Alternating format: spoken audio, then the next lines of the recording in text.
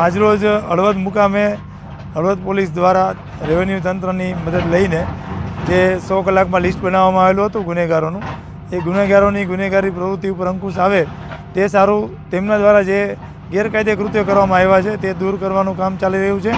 અહીંયા હાલ દબાણ દૂર કરવાની કાર્યવાહી ચાલુ છે, જેમાં સરકારી જમીન કે જે 1 કરોડ આસપાસની ગણી શકાય એવી જમીન ઉપર દબાણ છે, એવા આરોપીનું અત્યારે દબાણ ખોલવામાં આવી રહ્યું છે।